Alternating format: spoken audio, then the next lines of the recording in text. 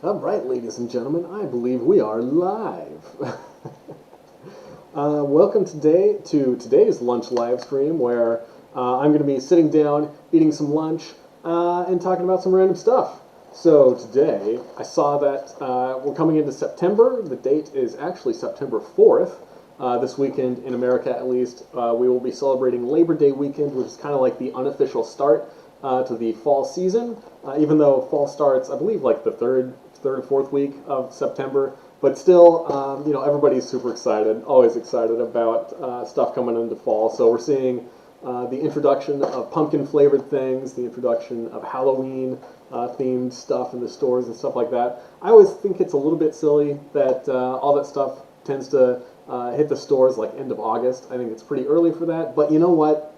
It's cool too. I mean, I enjoy the fall-flavored things. I think that autumn is a pretty great time of year in the Pacific Northwest, where you see the the air starts to smell a little bit different, starts to smell a little bit more like the fall leaves, starts to be a little bit more damp. The rain starts coming back, the trees start changing colors. Like, it is really a pretty time of year, and it is nice and reminiscent of just like the fall flavors. So I do really like the pumpkin flavored things, pumpkin spice things. I know it's kind of fun to like talk about how silly it is to see those things come to stores so early, but just give people a break. Like, especially this time of year. If people, or I should say, especially this year, is what I'm trying to say. Like, this is a particularly bad year. So if somebody finds some solace, finds some comfort in their pumpkin spice latte, in their pumpkin flavored things, or pumpkin spice flavored things, just let them have that, Let them enjoy something in 2020. All right, so I thought I'd come back to my roots. And if I remember right, I started this whole lunch live stream thing to review different flavors of Hostess cupcakes. So today I've got the limited edition iced pumpkin, cupcakes. And I do think that the cupcakes are actually one of my favorite Hostess treats, so I am really looking forward to this. And since we are coming into fall, just a big pile of cupcakes right in front of me. Since we are coming into fall, since we are seeing things like the infamous pumpkin spice latte coming back to Starbucks and everything like that, I thought it'd be cool to like actually talk about what the heck that stuff means and talk about just exactly what it means for something to be pumpkin spice or pumpkin flavored, stuff like that. But before anything else, I want to tear into one of these. Oh my goodness.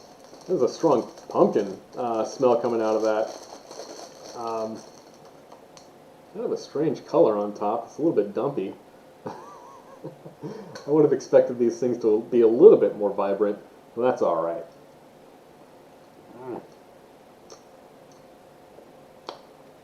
Oh yeah. That is very, very good.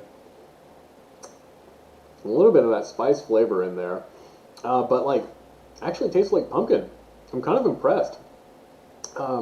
This is, it has like an actual pumpkin flavor, not just pumpkin spice, not just like artificial flavor. So I'm pretty happy about that. One thing that I did notice about this is that these are iced pumpkin cupcakes. It says these are iced pumpkin cake with creamy filling. So first of all, the filling, I think it's just standard white filling, nothing super special there. So I think the pumpkin in this is just in the cake itself.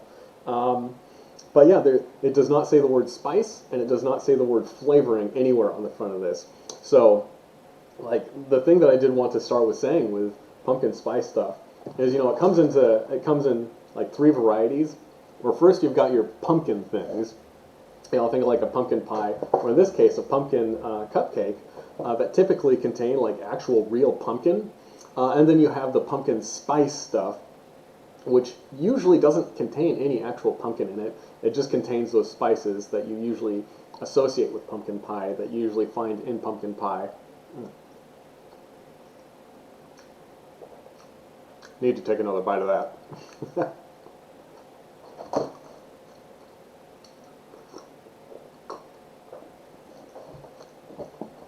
So yeah, when you see something that's pumpkin spiced, like the pumpkin spice latte, that usually means there's not any actual pumpkin in it.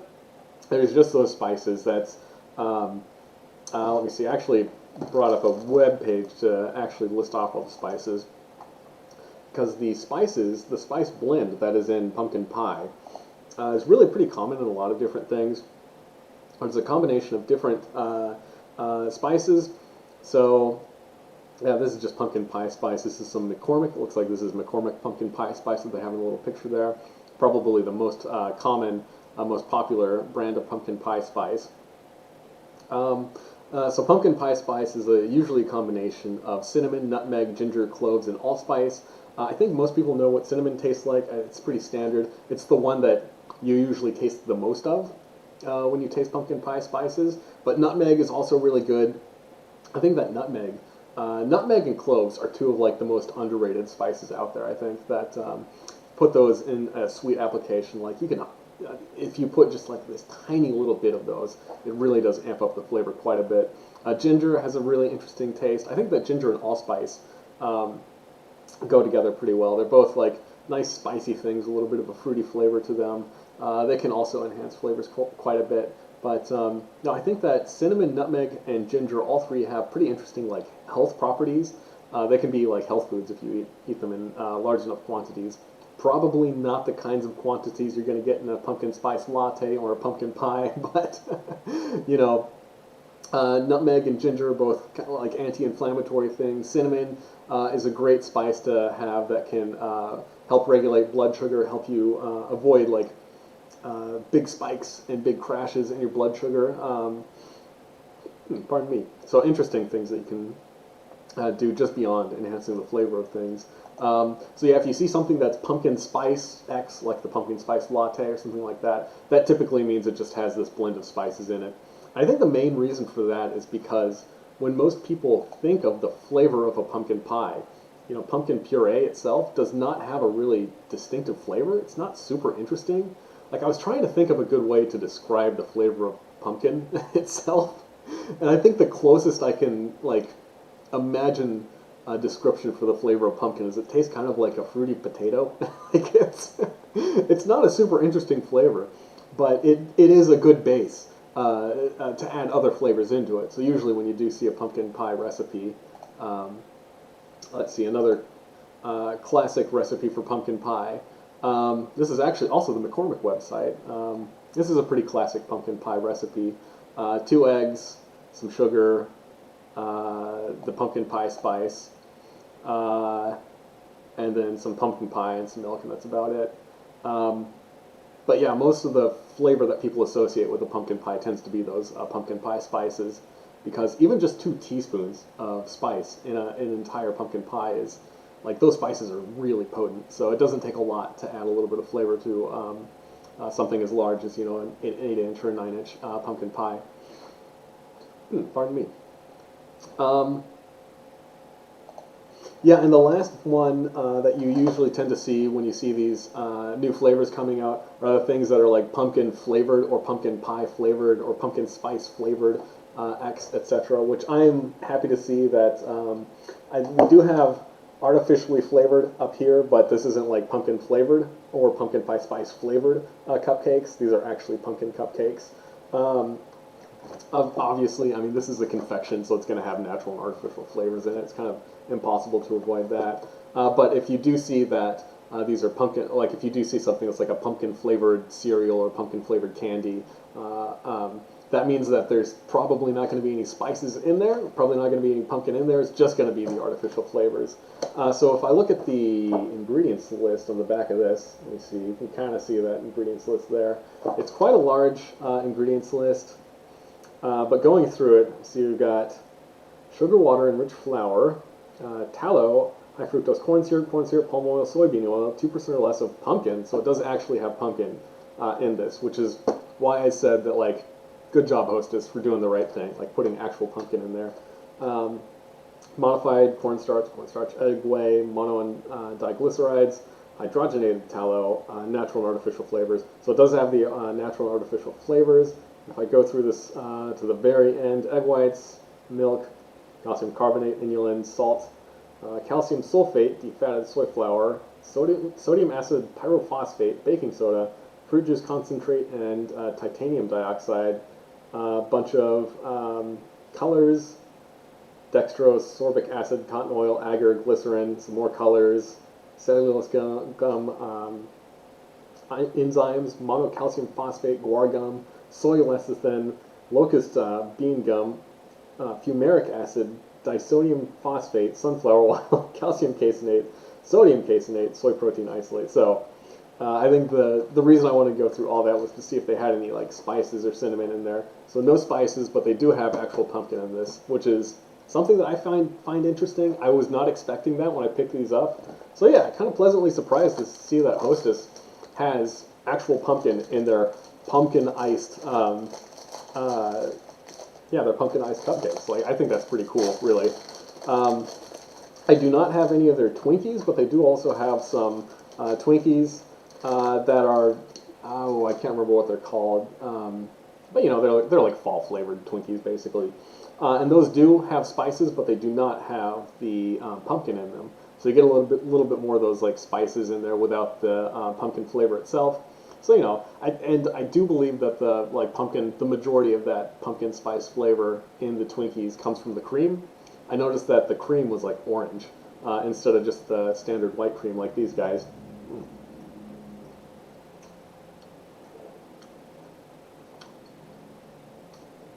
And I'll say it again, like these are really good. I like these. These are very tasty.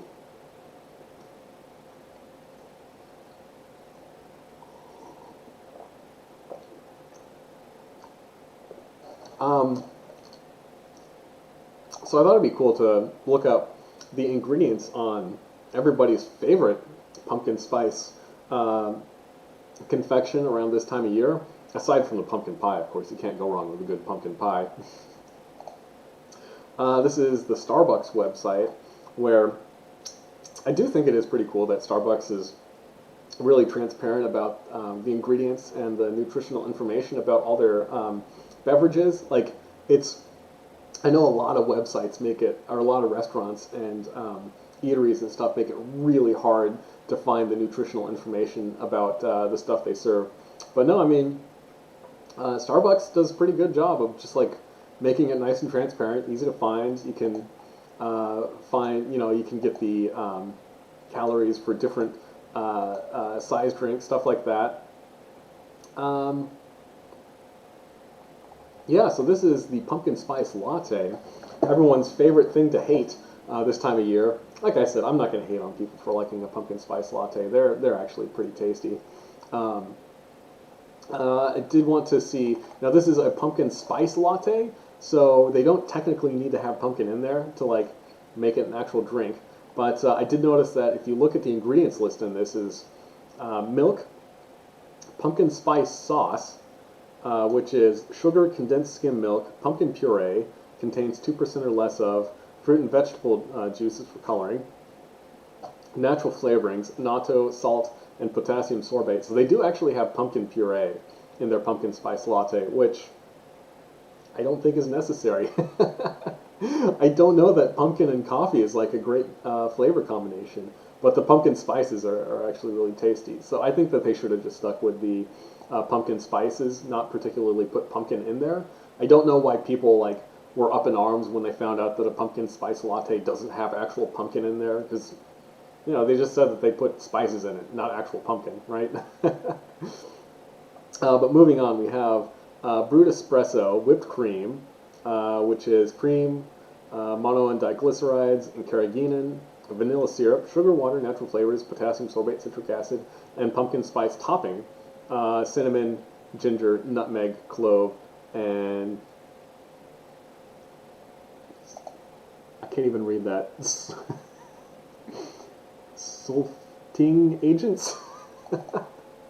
Are my eyes just that bad? Let me blow that up. What the heck does that say? Sulfiting agent. I don't even know what that is. I don't know what a sulfiting agent is, or a sulfiting agent is. I've never heard of that. So these guys do have 4 of the 5 pumpkin spices. I think that's just like the spices that they just kind of like shake on top of your whipped cream, not particularly something that you're putting there. I think it would have been better if they used like an actual blend of you know, a sauce or a syrup that was made with water, sugar, the pumpkin spices, and maybe a little bit of like a carrageenan gum or something like that to thicken it, to oh gosh, what's the right word for it, to just basically so that you could suspend the pumpkin spices in the syrup instead of letting them settle to the bottom. Like I said, I don't think that they needed to put pumpkin in there. I don't think that people should have been angry when they found out that a PSL doesn't have pumpkin in it. I think it's silly, but, you know, there you go. I guess they wanted to kowtow and improve their image of their pumpkin spice latte. Make it more of a pumpkin pie latte. I am curious to know, like, how do people out there feel about pumpkin spice things and pumpkin flavors all being a big part of this time of year? Like, is pumpkin pie one of your favorites? Do you think that it's something that's kind of like not so good? Do you think it's overblown? Do you really like the pumpkin spice latte? Are you one of those people who would rather not see pumpkin spice latte become a big thing around this time of year? Like, I'm curious to know what the public sentiment on these things are.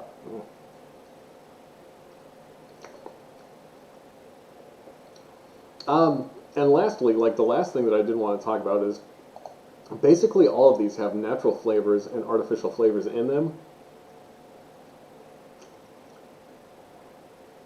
Which again, it's one of these things that a lot of people talk about and get a little bit angry about, you know, seeing that there's artificial flavors in something. Again, I don't think that it's really necessary. I don't think it's right to think that something's bad just because it has natural and artificial flavors. I know I've mentioned in the past that I prefer things that are flavored with the actual substance, like vanilla, like cinnamon, instead of having an artificial flavor in there. I don't have anything against artificial flavors per se. It's just that I think that a lot of artificial flavors don't taste as good as the real thing. You know, I think the artificial vanilla flavor, I think artificial caramel flavor, let's see what else. Artificial peanut flavor, for example, are a couple that are they're just gross. Like, I think if you put the real thing in there, it tends to taste a whole lot better. But when it does come to these, a lot of people like don't quite understand what natural and artificial flavors are. So I did pull up a couple of articles, a little bit of literature to talk about that kind of thing. So we have artificial flavors. This is, by the way, this is 8020nutrition.com. I don't know what this website is. I just found it just today. But it did seem to have a pretty good definition of what different artificial and natural flavors are. I think that they asked the question about whether they are healthy or not, which, again, I don't think that you can say that artificial flavors all of them are going to be healthy or unhealthy. It has to be taken on like base by base, or like a one-on-one basis, you know. This is not something you can apply broadly across all flavorings. This is something you have to apply to specific flavorings. So it says, what are artificial flavors and how are they made?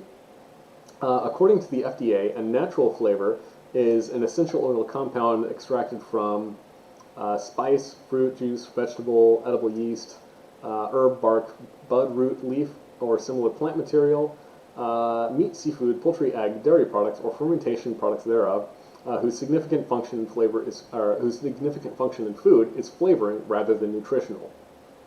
Artificial flavors are any flavoring added that doesn't meet this criteria. I think that's a pretty good description of what it is. It's basically like a natural flavor. Well, yeah, I guess that's a pretty good description. Basically, like anything that's extracted from something that is supposed to taste like something else, something other than what it was extracted from, using some kind of process. I don't think that they actually go into that. So it goes on to say, all flavors, whether naturally present in food or artificially created, are made of chemical compounds. For example, much of the distinguishable scent from cinnamon comes from the compound cinnamaldehyde, but hundreds of other chemical compounds add to the flavor as well. Pardon me. Similarly, much of the flavor of vanilla comes from the compound vanillin, but other chemical compounds contribute to the complexity of the flavor of vanilla. When natural flavors are produced from these foods, the chemical compounds that give flavor, such as cinnamaldehyde or vanillin, and other contributing compounds are extracted and concentrated from the foods. When artificial flavors are produced, the chemical compounds that give flavor are synthetically produced. The resulting flavor molecules are chemically identical. They just come from different sources.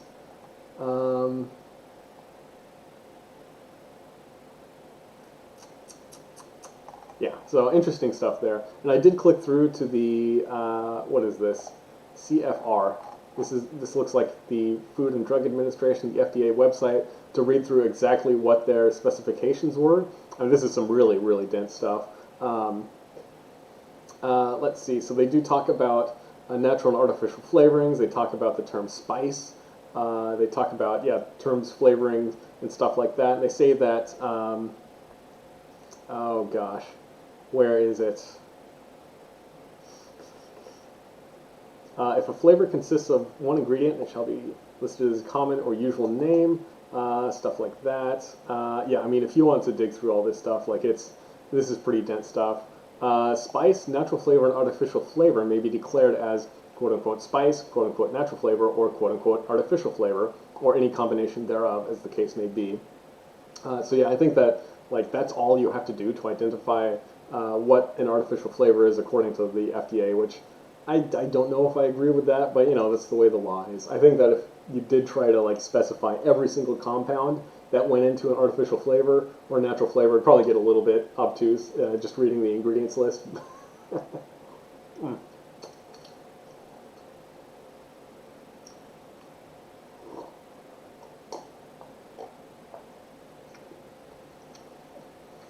So yeah, interesting stuff. I mean, I think the big takeaway from all of that is basically that, first of all these flavors they're basically the same thing, whether they're natural or artificial. Just is just a way of specifying where they came from, not particularly what they are, which is a little bit strange in my opinion. That people would try to differentiate between natural and artificial flavors.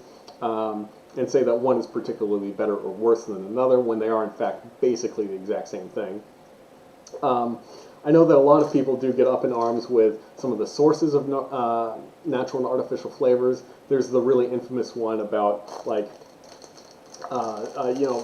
flavorings come from ground up bugs. Some flavors come from, I think there's some gland in a beaver which a flavor can be extracted from that. I think it's a little bit silly that people get up in arms about that when, yeah, sure, there's a little bit of the ick factor when you think of, if a flavor comes from a bug. There's something visceral about thinking that something you're eating contains a little bit of bug juice or something like that. But in my opinion, it's why bother? If you think about it, most of the stuff that we eat is kind of gross. So why bother about natural and artificial flavors specifically? Don't think too hard about where eggs come from. I think personally that is one of the strangest foods that nobody ever talks about. Maybe I shouldn't have even mentioned eggs. Or how about the fact that if you buy a bag of rice, it's acceptable to have I think it's 1 part in 1,000 or 1 part in 100 or something can be bug parts, or I think it's less than that, maybe 1 part in 10,000 or something like that can be bug parts, actual bugs that fall into the processing machines to create those kinds of foods. So it's if you get up in arms about natural and artificial flavors and their sources, I think it is a little bit silly. Just enjoy your food. If you don't think about where hot dogs come from, if you don't think about where just about any other animal product comes from, like the process of making ground beef or etc., then why spend more mind, brain cycles and calories thinking about where natural and artificial flavors come from?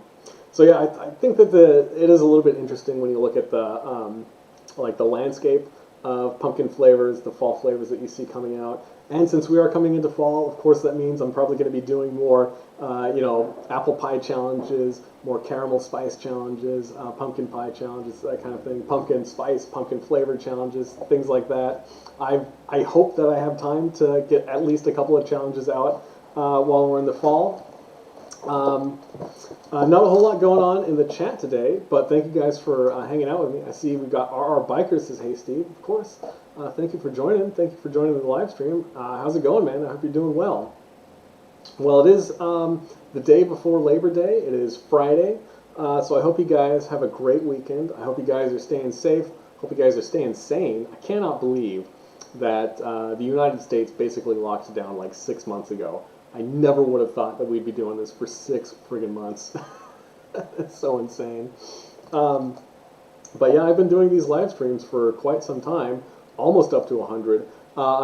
Like I said, I'm always really glad to, I don't know, basically like hang out with you guys, have a little bit of interaction, live interaction. Always fun to eat something silly for lunch, do this kind of stuff. I do have a video, like a proper produced challenge video, going to be published tomorrow, so that's something you guys can look forward to.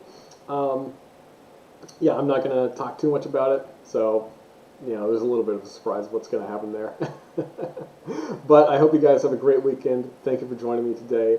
And yeah, have a great Labor Day weekend. So until next time, peace out. You guys have a good one. All the